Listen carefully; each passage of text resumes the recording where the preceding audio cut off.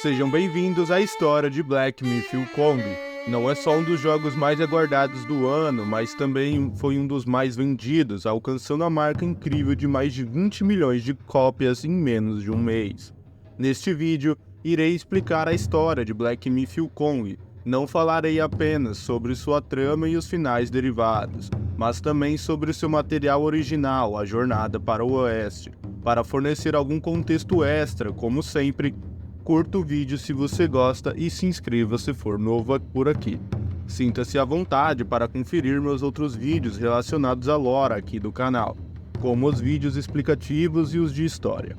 Sem mais delongas, senta que lá vem história! Black Myth Wukong é baseado no antigo romance chinês A Jornada para o Oeste. Devo esclarecer que, embora eu conheça o romance, certamente não sou especialista e posso errar em alguns detalhes ou até mesmo na própria lore.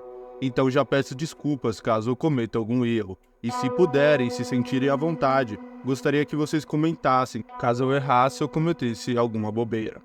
A versão dessa jornada que vi foi de Anthony Yu, que parece ser bem respeitada e conhecida.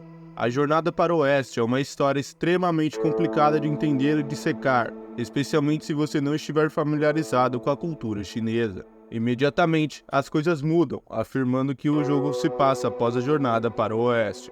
Durante a introdução, Sun Wukong é visto atacando os céus e menciona Tang Monkey e o porco, dois seres com quem ele já viajou para o Oeste. Wukong, alcançando o capuz de Buda, é casualmente mencionado em um dos últimos eventos do romance. Com isso, quero resumir o épico de 100 capítulos em pouco tempo para o vídeo não se estender muito. Então, vamos começar. O romance tem 4 personagens principais, e Sun Wukong recebe atenção especial ao longo dessa história.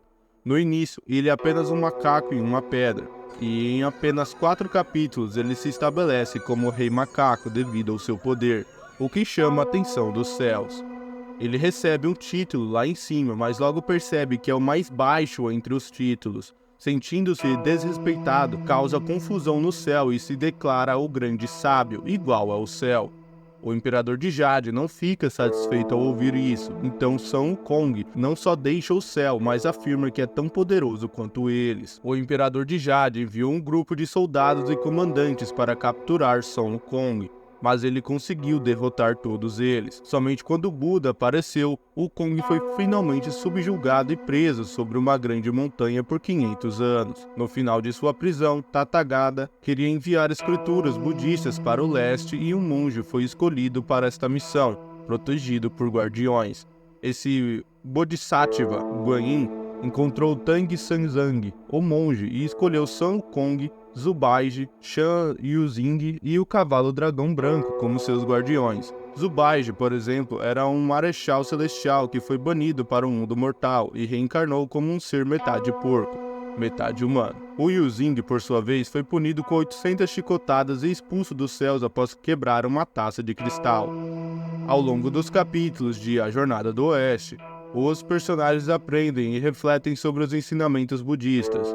Zubaiji, por exemplo, inicialmente é visto festejando com viajantes, mas durante a jornada ele adota uma dieta vegetariana, seguindo o princípio budista de não violência e causar o mínimo dano possível aos seres vivos. Em algumas escolas do budismo, comer carne é considerado um ato de violência, portanto a opção por vegetarianismo é uma prática comum. Nos capítulos 98 a 100, o grupo finalmente chega ao oeste e obtém as escrituras, embora tenham enfrentado inúmeros desafios ao longo do caminho. Eles retornam para o mesmo trajeto de forma mais rápida, transportados por nuvens. Enquanto o objeto final é difundir os ensinamentos do budismo, a jornada serve principalmente como um teste para os 4 personagens, para ver se eles permanecerão fiéis aos ensinamentos budistas e honrarão os seus princípios. Ao finalmente chegarem ao destino, as escrituras são distribuídas e copiadas, e cada um dos personagens recebe uma recompensa. Sun Wukong, em particular, alcança o capuz de Buda, simbolizando seu crescimento espiritual e a conclusão de sua jornada pessoal rumo à iluminação. Há, obviamente, muitos detalhes intricados neste capítulo, mas isso resume a essência.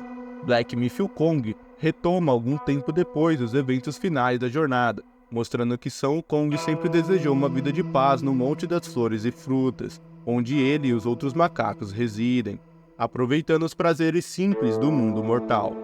No entanto, os céus, desconfiados de suas intenções de abandonar o capuz de Buda, começaram a atacar a sua espécie, provocando Sun Wukong a atacar os céus novamente, enfrentando milhares dos melhores soldados celestiais, incluindo os 4 reis celestiais que protegem as 4 direções cardeais do mundo, e Erlang Shen, sobrinho do Imperador de Jade. Ele desencadeia uma batalha épica contra o próprio Sun Wukong. O grande homem à distância é Julin Shen, cujo nome se traduz aproximadamente como o Deus Gigante ou Deus do Espírito Gigante, e foi um dos primeiros enviados para capturar Sun Wukong durante a primeira luta, mas ele vai ser rapidamente derrotado. Erlang também é enviado para lutar contra Sun Wukong, buscando uma revanche, embora seu motivo real esteja ligado ao final do jogo.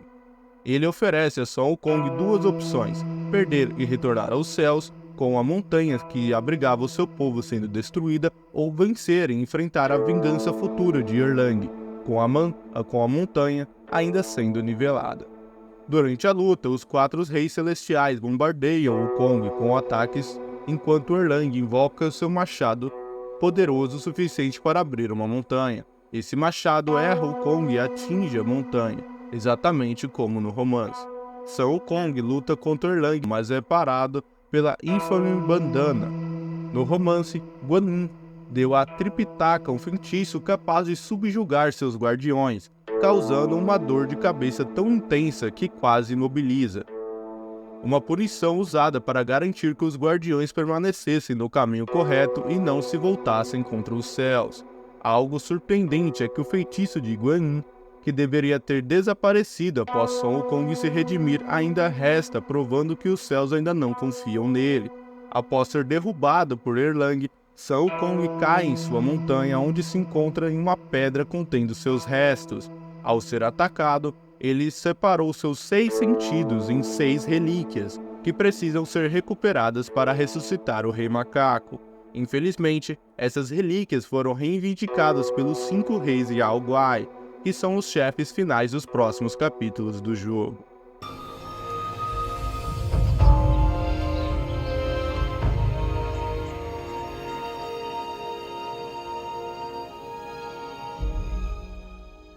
Cerca de 500 anos se passa, e agora, com as relíquias de Sun Wukong se separando e acabando de alguma forma parar nas mãos dos reis Walgais, então o predestinado, que é você, precisa recuperar as relíquias e tentar ressuscitar o Sun Wukong de algum jeito. Vale ressaltar que o jogo nos apresenta com 3 tipos de inimigos, sendo os Walgais inferiores, os chefes Walgais e os reis Walgais. Voltando, no capítulo 1, Nuvem Negra, focando no Yaoguai negro do romance Jornada do Oeste. Neste capítulo, Tripitaka e Sun Wukong chegam ao casco de Guanyin e são recebidos por monges. Durante a conversa, Sun Wukong menciona o Kassaya, um manto que simbolizava os status de monge budista sagrado que aparece tanto no romance quanto no jogo.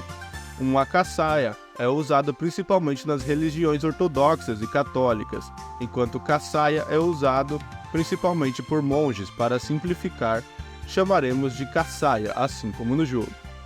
Esta Kassaya é principal porque foi dada a Tripitaka pelo Buda Tathagata. O velho monge do templo ficou tão encantado com o desenho em raios dourados que planejou roubar a Kassaya. Naquela mesma noite, com a ajuda de outros monges, ele tentou incendiar os quartos onde Tripitaka e Sun Wukong estavam dormindo para matá-los e roubar a Kassaya. Para elaborar melhor um contexto, Sun Wukong é o do início do game, enquanto o predestinado é quem nós controlamos durante a jornada, então não se confunda com esses 2 nomes. Sun Wukong percebeu a traição e usou uma capa repelente de fogo para proteger Tripitaka. Ele também criou um campo de vento que espalhou as chamas, fazendo com que mais partes do templo pegassem fogo. Este incêndio chamou a atenção de um Walguai Vento Negro, que era amigo dos monges.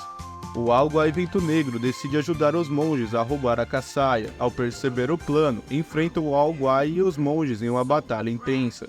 Eventualmente, ele derrota o Walguai, e os monges traidores, salvando Tripitaka e recuperando a Kasaya, que veio em auxílio das chamas, mas encontrou apenas o caos e a destruição. O velho, determinado, procurou a Kasaya apenas para perceber que suas esperanças haviam sido reduzidas a cinzas, talvez queimadas na calamidade. Desolado, ele sucumbiu à tristeza, batendo a cabeça na parede até a morte. Enquanto isso, Sun Wukong subiu a montanha, decidido a enfrentar o All-Guy Vento Negro. Em seu caminho, ele interrompe uma conversa entre monstros, o Black Wing All-Guy e o estudioso do Manto Branco, e um macaco taiotista chamado Ling Shotsa. Um confronto se inicia e o Kong, com sua habilidade excepcional, derrota o Manto Branco em um combate feroz. Mais tarde, ele se depara novamente com o Ling Shotsa e o elimina, somando mais uma vitória à sua jornada. Com todas essas informações, o Kong se conecta com a Guanin, que concorda em ajudá-lo. A deusa transforma uma parte da essência de Wukong em uma pílula que o All-Guy deve ingerir. Assim, ele recupera sua forma macaco. Esse evento resulta na captura de Guan Yan, que agora se une ao All-Guy do Vento Negro sob sua proteção. Além disso, surgem dois novos chefes no jogo, o Guan Xi e Guan Wou, que prometeram adicionar uma camada de desafio à narrativa. Ambos eram os monges do monastério que elaboraram o plano para capturar a Kasaya de Tripitaka, incendiando seus quartos. Embora tenham sido aparentemente mortos nas chamas de alguma forma, ressurgiram como All-Guys. O outro, no entanto, falhou de forma espetacular. O All-Guy conseguiu ressuscitar seu velho amigo Ling Shotsa, mas este desapareceu, nunca mais sendo visto. Seus restos foram encontrados próximos ao templo, onde parecia ter se enforcado. Neste mesmo contexto, Ling Shotsa dispara e menciona como não deveríamos estar ali, confessando que mal conseguia comer ou dormir. Ele então faz uma citação: "Vivendo assim como meu próprio sangue, como eu poderia suportar isso? Diga ao mestre que ele não precisa mais vir me ver." O códice referente a Ling Shotsa menciona o novo lobo cinzento que tomou o lugar do antigo, transformando-se em um novo Ling Shotsa. Este novo lobo que enfrentamos no jogo mostrava mais interesse pela batalha do que pelas simples formas de adoração ao Buda, por isso acabou se envolvendo em um conflito com o All-Guy negro, resultando em um impasse. Assim como o novo recém-nomeado nobre vestido branco, ele estava preso em um ciclo de luta e devoção. Ele também demonstrava lealdade ao All-Guy, passando seus dias entre leitura e escrita de poesias. Em um último esforço, tentou ressuscitar seu antigo amigo do monastério, mas essa tentativa também falhou. A alma do velho entrou no corpo, mas ele já estava agora fundido com várias moedas de ouro e prata, criando o golem ancião Jinsi. Ainda atormentado por sua vida passada, ele delira sobre a Kasaya enquanto o predestinado se aproxima do templo. Neste momento, ele encontra o Rei do Vento Negro, que durante seu tempo de servidão ao Guanin, é impedido de sair do alcance dela, e retorna ao templo. Desde então, ele passou os últimos 500 anos reconstruindo o templo após sua destruição. Após sua derrota, ele se retira e libera sua verdadeira forma de urso negro. Contudo, o predestinado vence e ele é derrotado novamente, recebendo a primeira das 5 relíquias. O predestinado vê o All-Guy implorar por sua vida, buscando o retorno a Guanin. Temendo que isso traga ainda mais problemas, ele não deixa. Para encerrar os capítulos, cada um recebe um videoclipe que detalha os momentos específicos da narrativa, proporcionando uma visão mais profunda da história e de seus personagens. Esse trecho aborda os capítulos que discutimos no romance Genshin e a Água. Aqui, descobrimos que Genshin conheceu o Urso Negro ainda criança, onde o urso dividia as moedas com Genshin, fazendo-o crescer sendo um monge ganancioso, fazendo ele ficar obcecado pela Kasaya. Infelizmente, o monastério acaba sendo consumido pelas chamas, tal como acontece na narrativa do romance.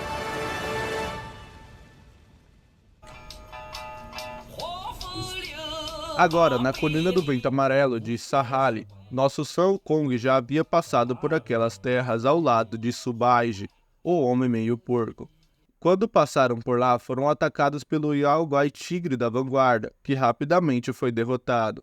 Porém, o Vento Amarelo era muito forte e, usando poeira e areia, quase cega Sun Wukong, onde o Kong acaba indo até o Bodhisattva chamado Ling Ji, onde Ling Ji dá um item que o impede de ser cegado pela tempestade de areia, que no jogo é chamado de Domador de Vento. onde Son Wukong consegue derrotá-lo, e Ling Ji o leva embora. Desde aquele dia, as coisas mudaram. O Sábio do Vento Amarelo, chefe principal do capítulo 2, é levado por Ling Ji, que se revela ser um músico que acompanhou o grupo ao longo do capítulo. O Sábio do Vento Amarelo desejava poder, e a relíquia de Son Wukong era a oportunidade perfeita para obter esse poder. Porém, sua estrutura frágil não conseguiu conter essa força, então ele usou a cabeça como receptor. Agora, no tempo atual, nosso predestinado já chega levando uma chuva de flechas, vendo o lugar ser extremamente hostil e cheio de ratos tomando controle de Sahali. Nós percebemos que no atual vale estão sendo vigiados por diversos Ciris, em especial o Tigre da Vanguarda. Porém, o Tigre da Vanguarda original havia sido morto por Son Wukong lá há mais de 500 anos, então aqui esse novo tigre é o seu filho, que ganhou o mesmo título devido à sua serventia ao Vento Amarelo. O verdadeiro Tigre da Vanguarda teve 2 filhos, sendo o atual Tigre da Vanguarda e o Tigre Louco, como conhecemos no game. Ambos culparam o Sábio do Vento Amarelo pela morte do pai e o desafiaram, apenas para perder. Assim, o Tigre da Vanguarda jurou proteger o território, enquanto o Tigre Louco se isolou e cortou relações com todo mundo. O Tigre da Vanguarda também não ficou satisfeito com isso, mas sabia que o Sábio do Vento Amarelo não podia ser derrotado enquanto mantivesse seu poder. Então ele saciava sua raiva se alimentando de ratos dia após dia. O Tigre Louco foi levado à loucura. Um dia, enquanto estava em seu covil, um homem apareceu com seu filho, que estava acometido por uma doença. Eles vieram em busca de ajuda de um Bodhisattva, que acreditavam estar presentes na área, mas não encontraram ninguém. Desesperado, o pai pediu ajuda ao Tigre Louco, que veio em auxiliar colocando temporariamente o menino em sua cabeça mágica. O Tigre Louco explicou que a única forma definitiva de curar a doença seria derrotar o Sábio do Vento Amarelo, que controlava o vento quente causado na região, que fazia o garoto ficar doente. Mas ele não consegue consumir carne humana há muito tempo, então sua força havia diminuída. O pai decidiu ajudar o Tigre Louco, atraindo aldeões desavisados para o poço, que eventualmente levou a aldeia para descobrir suas ações, e acabaram espancando o filho até a morte em retaliação. Em fúria, o pai massacrou toda a vila. O Tigre Louco, ao descobrir o resultado, encontrou o filho morto e os aldeões mortos juntos com ele. Jurando vingança, o Tigre Louco prometeu que o Sábio do Vento Amarelo teria o que merecia. Os Waoguais de Pedra do Vale também eram guardiões poderosos. Quando o Sábio do Vento Amarelo chegou ao vale, ele precisou de ajuda dos cuidadores locais e das atividades da montanha. As cabeças de Buda, inicialmente encontradas em alguma região e também no topo do chefe Shingandani, foram derrotadas e sua essência foi para as divindades da montanha, conhecidas como a Mãe e o Pai das Pedras. Eles geraram inúmeras pedras e alguais para proteger o vale, incluindo um ser chamado Ti, Filho das Pedras. Embora o pai e os filhos das pedras não sejam vistos neste capítulo, sua influência continua a ser sentida, já que eles são encontrados no capítulo 5 e 6, respectivamente. O pai abandonou a família e alguém saiu para procurá-lo, deixando a mãe sozinha no vale. O homem de pedra que você pode encontrar escondido no vale era um de seus filhos. Ele nunca recebeu o poder de Buda dirigido, então se transformou em uma pedra Yaoguai para se aproximar da mãe de pedra e tomar o poder dela, mas foi pego e só conseguiu obter metade da essência necessária, deixando-o permanentemente como uma pedra, mas sem o poder de colher os frutos. Este vale também possui uma conexão única com o Reino do Ouro. Dentro deste reino havia um besouro chamado Fuban, que periodicamente despertava e devorava qualquer coisa em seu caminho.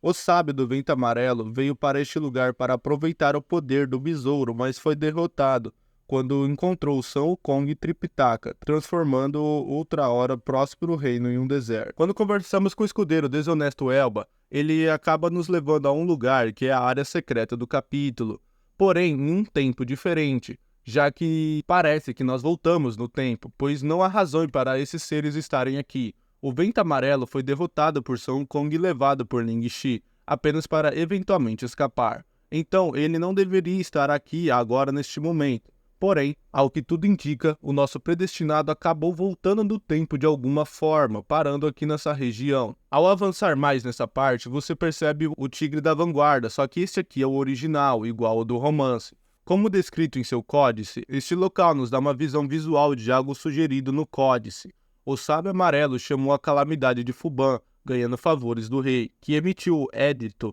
dos Reverendos Roedores. O príncipe das areias flutuantes discordou e foi preso. Ao escapar, descobriu que a cidade e ele foram transformados em roedores pelo Sábio Amarelo. É devido a isso e outras razões que devemos acabar com o Vento Amarelo, cuja derrota nos recompensa com uma segunda relíquia, encerrando seu capítulo. No videoclipe final do capítulo, vemos um homem solitário no alto de uma colina, que avista uma raposa machucada, onde ele decide ajudá-la e levá-la para casa.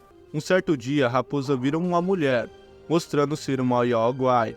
Isso não assusta o homem, que decide ficar com ela, e eles acabam vivendo juntos por um longo tempo, onde até se apaixonam e constroem uma família juntos.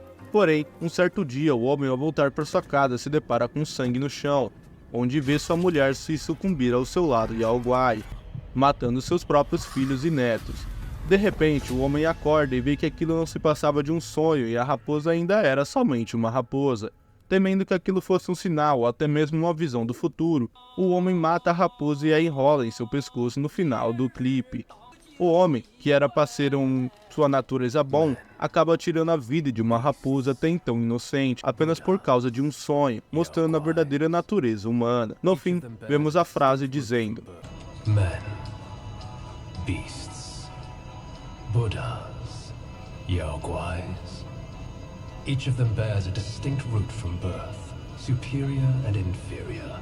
None should disturb what's decided. Am I right, Sun Wukong?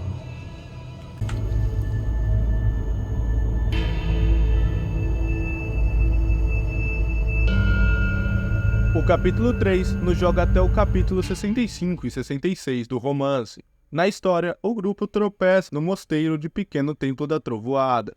Eles tiraram um breve momento para orar, mas descobrem tarde demais que é uma armadilha preparada por um Yaoguai chamado Cília Amarela. Ele captura Sun Wukong e um par de símbolos dourados, enquanto os outros são amarrados.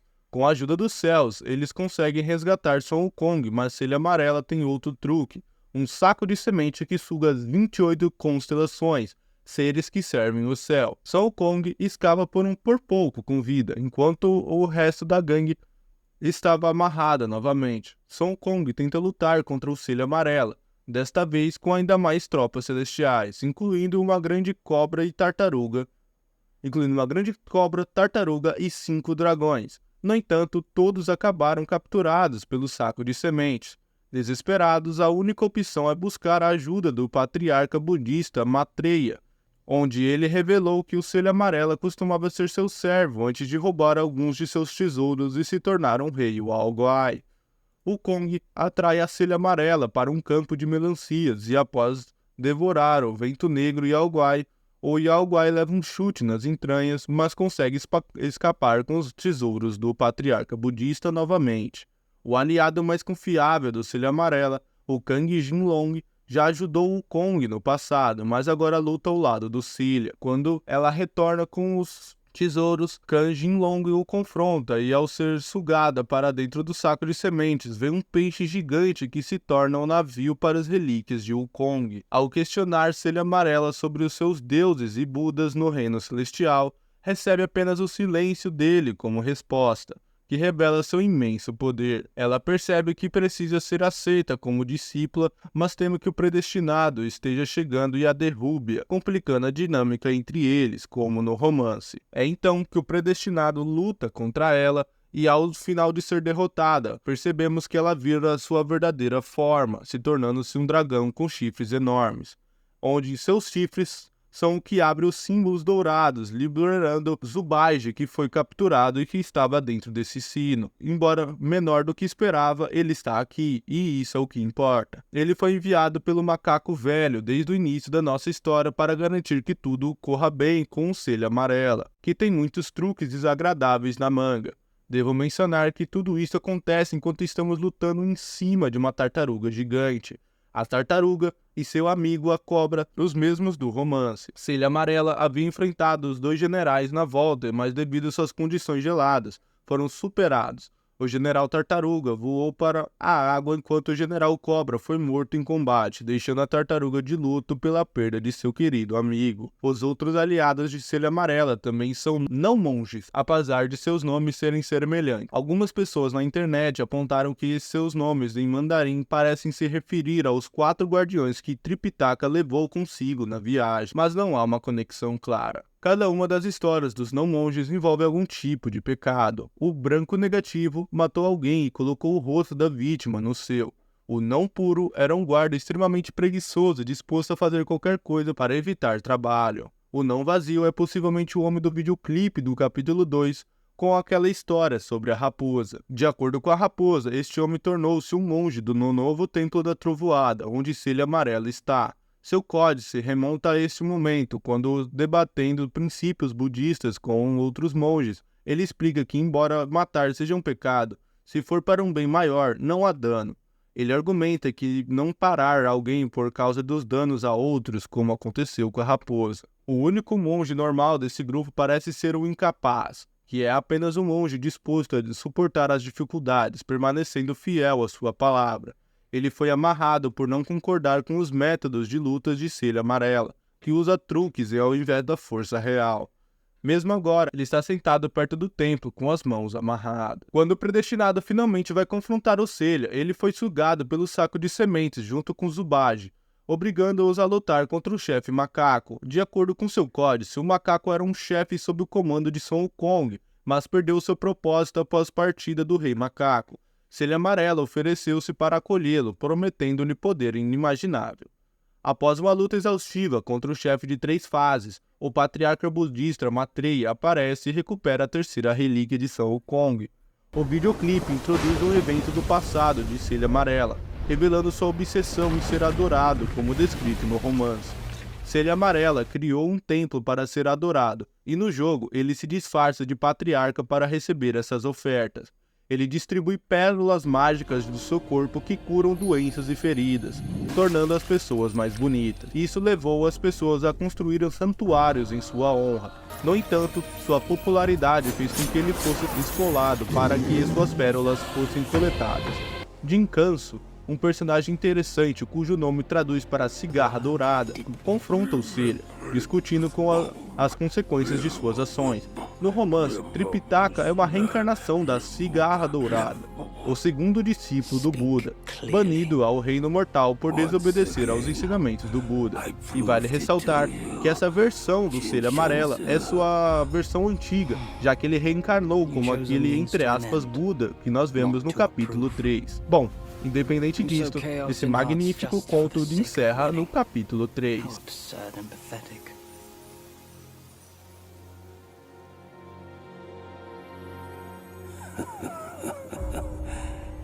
If not for winning, why debate over means and ends? God, my ass! My bones are cracking from lugging this load. Step it up. O capítulo 4 continua a história, desta vez enfrentando os demônios Aranha e o Senhor Demônio dos 100 Olhos. O grupo encontra uma pequena casa habitada por 7 mulheres, que na verdade são aranhas disfarçadas, buscando a imortalidade ao capturar Tripitaka. Descobrem que as aranhas se banham em uma fonte próxima 3 vezes ao dia. Zubaji, motivado por curiosidade, vai investigar e acaba capturado. O Senhor Demônio dos 100 Olhos, o irmão mais velho das aranhas, recebe o grupo com um chá envenenado, que Son Wukong consome um pouco, mas força a recuar. Mas este demônio é extremamente poderoso, com cada um de seus 100 olhos disparando raios dourados quentes em Son Wukong, que então busca ajuda com uma mulher chamada Palampo, que possui uma agulha divina capaz de suprimir esses raios. Com a ajuda dela, Son Wukong consegue derrotar o demônio, que é levado embora. Zubaji é resgatado e a jornada do grupo continua a partir deste ponto. O chefe da casa é a Aranha Violeta, cujo códice revela que Zubaji matou todas as aranhas em uma ocasião anterior, poupando apenas uma por causa de seu passado junto. Ela deu à luz a 6 filhas, as aranhas que encontramos durante o capítulo. O videoclipe revela que Zubaji, na Corte Celestial, se apaixonou tanto pela deusa da lua quanto pela Aranha Violeta. Zubage se transforma em sua forma de porco depois de testemunhar um caso entre a deusa da lua e outra pessoa, o que pode ter levado ao seu banimento. O passado de Zubage com a Aranha Violeta é mostrado com uma história de amor perdido. Após sua transformação, ele encontra a Aranha Violeta novamente, mas desta vez ela está amargurada. Esta nova adaptação sugere que Zubage foi banido para manter o segredo sobre o caso que testemunhou, adicionando uma camada de tragédia à sua história. Zubage foi amaldiçoado a viver 1000 vidas, todas terminando em tragédia amorosa. No entanto, seu amor com a Aranha Violeta floresceu em algum momento, sugerindo que ele é o pai das 6 irmãs que aparecem. A gruta é repleta de criaturas bizarras, como uma minhoca de armadura ou a mão direita do Buda. A Aranha Violeta e seus irmãos estão presas ali, impedidas de sair pelos talismãs que não conseguem remover, que nós, como predestinado, conseguimos, durante o jogo, removê-los. A Gruta da Teia não permite a saída dos habitantes, e os céus os vigiam para garantir os benefícios que eles proporcionam para ele. Fora da gruta, há um grande templo que leva ao chefe final do capítulo. Além de ajudar a remover os talismãs, o predestinado também pode completar esta missão paralela, que envolve um encontro com o Inspetor Supremo, um futuro chefe do capítulo 6, sugerindo que os céus têm um interesse particular em manter estas criaturas aprisionadas para seus próprios benefícios. Porém, existe também uma área secreta no capítulo que apresenta mais alguns chefes, incluindo o Sr. Escorpião, que pelo amor de Deus, eu passei mal por esse cara, que faz parte da Montanha da Nuvem Púrpura, e sua esposa, a Rainha Escorpião, que solicitou ajuda porque queria passar suas habilidades para suas filhas. Infelizmente, ela encontrou a gangue e morreu após esse encontro, pois recrutaram a ajuda de um oficial estelar que reverteu a sua forma original de um galo gigante, e ele cantou tão alto que acabou a matando, deixando o Sr. Escorpião enfurecido. O chefe final desta área secreta se chama Crepusculante, e ele parece ser este tal galo. Se você deixar o Sr. Escorpião vivo, ele o ajudará na primeira fase, mas morrerá com o canto logo no início da segunda fase contra o Crepusculante. Caso não consiga vencer o Sr. Escorpião, pode pular até o Crepusculante, onde ele já estará morto. Mas já adianto, isso talvez faça com que você perca uma das conquistas. A cobra mencionada anteriormente revela-se como a esposa do oficial estelar. Ela veio aqui para desvendar os mistérios deste vale. Ela se viu incapaz de derrubar o homem, não por falta de força, mas por respeito à sua mãe. Foi por isso que nos pediu ajuda. Uma agulha do nada começa a cair do céu, a mesma utilizada contra o Taiotista dos 100 Olhos por Son Wukong. Surpreendentemente, essa agulha também pode ser empregada durante o ataque do Golden Beam, anulando completamente a segunda fase do último boss deste capítulo. Além disso, as Irmãs Aranhas ficaram ao nosso lado durante esta luta final, porque sua mãe, que teve o caso com Zubage, era o recipiente da relíquia, destinada a capturar e derrotar Zubage, mas acabou falhando, fazendo com que o predestinado conseguisse salvar o Zubage durante o capítulo, já que ele tinha ficado enfeitiçado com uma agulha que entrou em sua mente, logo no começo do capítulo. Daí, os Sem Olhos, percebendo que o predestinado se aproximava da relíquia e necessitando de mais energia, ele traiu as Irmãs Aranhas buscando o poder de relíquia para si. Essa traição aconteceu às custas do amor perdido de Zubage. Assim, depois disso, quando você acaba derrotando os Sem Olhos, conseguimos a 4ª relíquia, restando apenas uma para completar a nossa missão.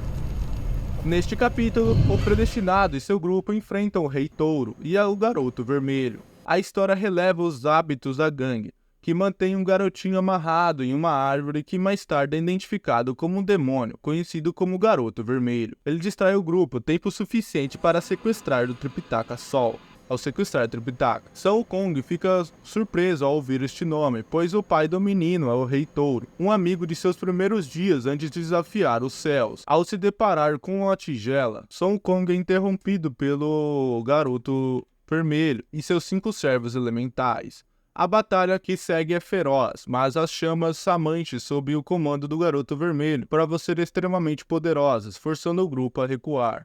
Após várias tentativas frustradas e reveses, a situação muda quando o Wukong recebe a ajuda de Guan Yin. Ela usa seu feitiço de faixa vermelha para seduzir o Garoto Vermelho, fazendo com que ele se torne seu servo. Isso ocorre algumas dezenas de capítulos depois, e o grupo então corre em direção a uma montanha obstruída pelo fogo, determinada a apagar as chamas. Para isso, eles precisam encontrar e utilizar uma espécie, entre aspas, de ventilador pertencente a Rock-Sashi, mãe do Garoto Vermelho e esposa do Rei Touro. Porém, ao saber do destino de seu filho, Rock-Sashi não fica nada satisfeita com o Wukong. Em vez de lhe entregar este tal desse ventilador ou vento de verdadeiro, ela oferece um falso. Isso o força a confrontá-la novamente, desta vez roubando a Fera Dourada do Rei Touro, e em seguida se transformando nele para enganar sua esposa e fazê-la entregá-lo.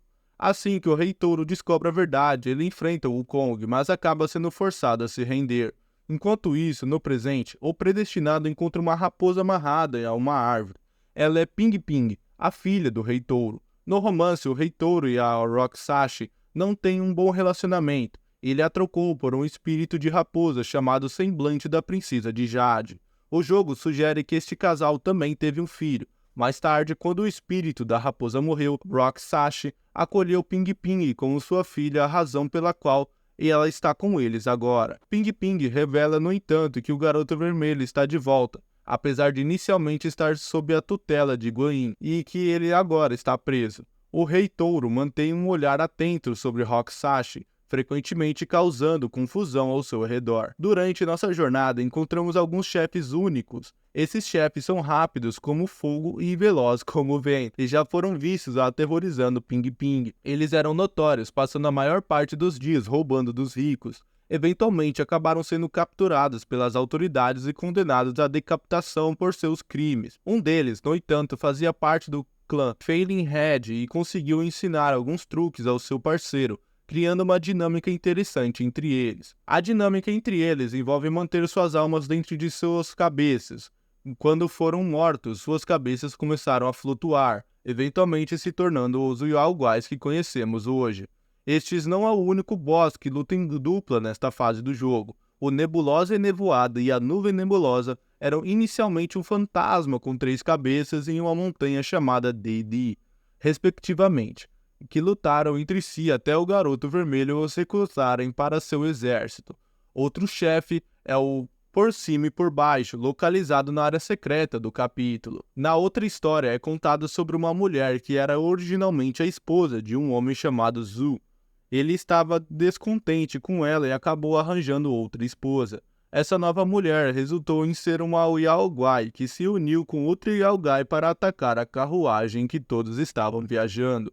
No entanto, elas foram detidas por Rock-Sashi graças ao seu poder de seu leque de banana. Agora, sob as ordens de Rock-Sashi, eles guardam este lugar, matando qualquer um que ouse entrar. Subindo mais a montanha, somos recebidos pelos Guardiões da Montanha Flamejante. Em seu códice, ele explica que conheceu Rock-Sashi há muito tempo. Sua função era cuidar da chama de uma fornalha, mas ele acabou delegando essa tarefa a Rock-Sashi, pois era mais velha e seu mestre preferia a habilidade dela em vez dele, o que deixou-o amargo. O mestre estava até disposto a substituir o vento que ela usava para a fornalha. Apesar de sua hesitação, este vendaval provavelmente se tornou seu icônico leque de banana. Ao final do códice, o guardião revela que começou a nutrir os sentimentos por ela, mas o mestre tinha outros planos. Rock-Sashi iria se casar com o Yao Guai, que era provavelmente o mais poderoso, o que deixou os guardiões sem chances de estar com ela.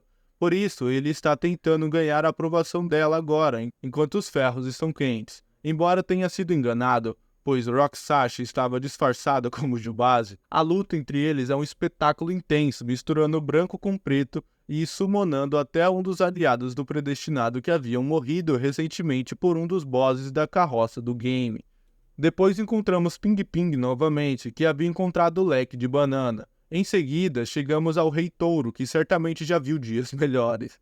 Após suas aventuras com o Wukong, ele se converteu ao budismo e voltou à Montanha Flamejante. Ele completou sua prática e declarou que a partir daquele dia não deixaria mais a montanha, desejando ajudar com os assuntos familiares e viver uma vida pacífica. O Garoto Vermelho foi instruído a deixar Guain também, e a família de 4 pessoas finalmente encontrou sua paz. No entanto, com o tempo, o Rei Touro começou a adoecer. Sua posse da relíquia levou o Garoto Vermelho a tentar forçar a retirada dela, revelando que Ping Ping é na verdade sua filha. Ela é real, e isso é verdade, mas Ping Ping não é quem você pensa que é. Na verdade, era o próprio Garoto Vermelho, disfarçado de Ping Ping. Para quem leu o romance pode ter percebido isso, já que, assim como no enredo, o Garoto Vermelho foi pendurado em uma árvore, criando assim uma referência no conto e no jogo. O Garoto Vermelho busca mais poder e nutre uma paixão ardente por vingança, por isso deseja que a relíquia amplifique suas habilidades. Quando ele é derrotado, o Yorksha assume seu lugar. Embora os Yaoguai sejam frequentemente vistos como criaturas sobrenaturais, os Yorksha são apenas demônios. O códice do Garoto Vermelho e do Rei Yorksha esclarece essa diferença. Ele estava tendo sonhos estranhos todas as noites, onde massacrava toneladas de pessoas. E um desses sonhos, espinhos brotavam em sua cabeça em forma de armas. E quando ele morria, era transformado em uma flor de lótus, que Roxash pegou e criou como seu próprio filho novamente. O texto do rei descreve o rei segurando um menino moribundo nos seus braços e faz referência à flor de lótus. Isso é semelhante ao que acontece com o Garoto Vermelho, que é abordado no videoclipe que encerra neste capítulo. Quando Roxash bebeu a água do rio fértil, descobrimos que neste mundo existe um reino de mulheres que concebem ao ingerir esta água. Em uma parte da história, a gangue bebe a água acidentalmente, engravida e depois tenta descobrir como reverter os efeitos. Esse momento serve para provar que o Garoto Vermelho não era filho deles, mas provavelmente uma peça concebida pelo seu mestre, o mesmo que queria que ela se casasse com o Yao Guai. O Garoto Vermelho é importante para Roxash não apenas por seus laços extraordinários, mas também porque ele é o último Yorksha do Oeste. No entanto, ele não queria ser controlado pelos céus e decide tirar a própria vida, extinguindo assim a sua própria linhagem. O videoclipe que encerra neste capítulo apresenta o passado do Rei Touro, repleto de momentos significativos, como a primeira vez que ele lutou contra os céus, quando Roxash bebeu do rio fértil e deu à luz ao Garoto Vermelho, até mesmo quando Yukong enfrentou o Rei Touro. O Príncipe Neza e o Rei Celestial Li fazem uma participação especial, sendo chamados de Mar. A cena final mostra um pouco de Yukong após sua recente derrota contra os céus. O interessante é que cada um dos principais chefes dos capítulos anteriores aparece aqui, e como sabemos, cada um deles era um servo de algum ser superior, o que sugere uma conexão mais profunda entre eles. O Paraíso realmente estava fazendo todos os esforços para derrotá-lo, e isso pode explicar como esses seres conseguiram as relíquias ao longo do caminho. No entanto, para o Rei Touro, tudo o que ele sentiu naquele momento foi tristeza. Wukong e seus amigos demônios eram irmãos de ligação, cada um com seus nomes semelhantes. Quando atacaram os céus pela primeira vez, Wukong era conhecido como o Grande Sábio, igual ao céu, enquanto o Rei Touro escolheu ser o Grande Sábio paralelo ao céu. Os outros também optaram por nomes semelhantes. Eles foram irmãos genuínos até o fim. O capítulo 6 é único, pois não tem um romance vinculado a ele. Este capítulo se concentra no predestinado, que retorna com as relíquias em mãos. O céu não está exatamente feliz com isso, especialmente considerando todo o esforço que fizeram para derrotar o predestinado até aqui. Como resposta, enviaram centenas de guardas celestiais para os deter. O predestinado é brevemente confrontado de novo pelo Inspetor Supremo, o executor mais leal do Imperador de Jade. Para prosseguir, ele deve adquirir a armadura mítica e a arma de Sun Wukong. Isso exigirá que usemos a icônica nuvem de cambalhota de Wukong para se locomover e enfrentar alguns chefes únicos na área. Cada um desses chefes possui uma parte da armadura de Wukong, que aparentemente foi transformada nas feras que vemos durante esse capítulo, refletindo diferentes aspectos dele. A localização da arma é honestamente uma das melhores partes do jogo, pois ela é encontrada na Caverna da Cortina da Água, onde Wukong se torna o Rei Macaco pela primeira vez, quando ainda era um macaquinho normal. Ele e seus companheiros descobriram uma caverna e concordaram que quem conseguisse descobrir para onde o riacho de água que eles beberam levava seria, sem dúvida, digno do título de rei. Wukong decidiu explorar essa pequena caverna maravilhosa, repleta de tudo que um macaco poderia precisar para sobreviver. A partir deste momento, os macacos habitaram esta caverna, com algum Wukong se tornando o Rei Macaco. e fazendo dela seu trono. Há tanta história contida nesta pequena caverna e é gratificante ver uma referência a ela no jogo que se torna, sim, com certeza uma das melhores partes do game.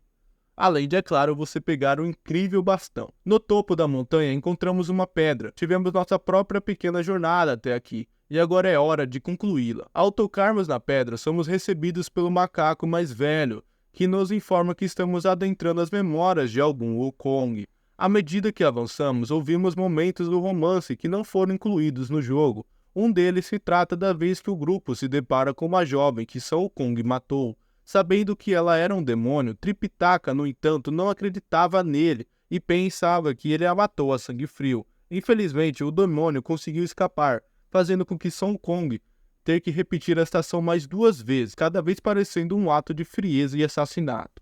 Furioso, Tripitaka ataca Sun Wukong, proibindo-o de continuar na jornada. Essa é a primeira vez desde que o grupo se formou que ocorre uma briga interna, resultando na necessidade de alguém se retirar do grupo. Com tudo isso dito, aqui é a reta final, onde o outro macaco esclarece o que realmente está acontecendo. Sun Wukong nunca mais voltará. No entanto, isso não significa que ele esteja morto para sempre. Nós seremos seus sucessores, assumindo seu nome e nos tornando Sun Wukong. Para isso, devemos derrotar a sua casca quebrada, que, despojada de seus 6 sentidos, precisa ser deixada para trás. Devemos fundir todos os sentimentos em um único só. E então nos tornaremos os verdadeiros Sun Wukong. Se você derrotar a casca quebrada, mas falhar em unir os sentidos, receberá o final ruim, ou melhor, o final padrão. Neste cenário, o predestinado funde todas as relíquias na casca quebrada, enquanto a bandana se ajusta à sua cabeça. Os céus ainda terão o controle e o ciclo continuará, com mais outros macacos tentando se tornar o Sun Wukong. No entanto, há um final bom que exige mais um pouco de exploração, incluindo a conclusão de áreas secretas dos outros capítulos.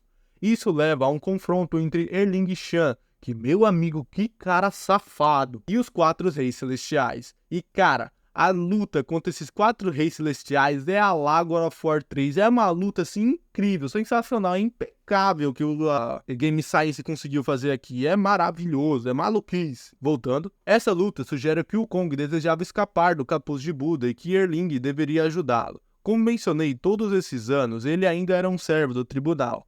Com a bandana em sua cabeça, ele ansiava pelos prazeres simples das vidas mortais, novamente. E agora, com sua morte, essa possibilidade parecia distante do que nunca. Ele reencarnará e será libertado dos céus e de suas ordens. Uma das últimas relíquias estava desaparecida, a mente de Wukong. Quando derrotamos Erlang Shen, uma névoa negra emerge do seu terceiro olho, reproduzindo as falas de outro Wukong. Por isso, o macaco mais velho, ao ser questionado se somos o Wukong, responde sim e não. Não somos o verdadeiro filho de Sun Wukong, o rei macaco que lutou contra os céus e partiu para a jornada para o oeste. No entanto, agora temos todas as relíquias e essencialmente somos Sun Wukong, já que nesta fase cada relíquia representa uma parte de Sun Wukong. Sabendo o que fazer, quando você retorna ao chefe final e zera o jogo, a bandana não estará mais colocada, e desta vez ela permanecerá desligada. Agora parece que isso depende da interpretação, então deixarei isso para os comentários. Ou Sun Wukong renasce separadamente, agora livre das ordens dos céus, ou ele renasce através de nós. Vou me concentrar no último aspecto. Agora, com todos os sentidos emergendo, temos a aparência, as habilidades de luta e, mais importante, todos os sentidos. Somos literalmente Sun Wukong nesta fase. Sun Wukong não está realmente morto, ele foi apenas reencarnado. Sua mente e alma continuam vivendo, livres da ira dos céus que pesava sobre ele. Este final é perfeito para o Travesso Rei Macaco. O que se segue é uma breve apresentação de slide mostrando momentos incríveis do conto, como um passeio de barco. Esses trechos irão esclarecer detalhes sobre a história, tanto para aqueles que ainda não leram o livro, quanto para os que já a conhecem. Aproveitem porque qualquer fã desta obra poderia escolher qualquer um desses momentos como destaque. Porém, a única pergunta que ainda falta responder é: o que acontece agora? A história do Rei Macaco continuará? Existem muitos capítulos do romance que poderiam ser adaptados, e também há uma possibilidade de que mais finais sejam revelados. O que sei é que, no entanto, a história do Rei Macaco está longe de acabar. Esse vídeo aqui já pode estar chegando ao fim, mas é claro que possivelmente vai haver mais conteúdo para este jogo ou até umas continuações. Agradeço a todos por assistirem até aqui e espero que tenham gostado. Também espero que tenham aprendido algo novo. Como disse, não pretendo ser um especialista na jornada para o oeste, então sintam-se à vontade para opinar sobre qualquer ponto que eu possa ter perdido. Esta é uma história extremamente complexa e não duvido que tenha deixado passar alguns detalhes, já que esse vídeo deve ter em média 1 hora. Como sempre, curta o vídeo se gostou e se inscreva se você é novo por aqui.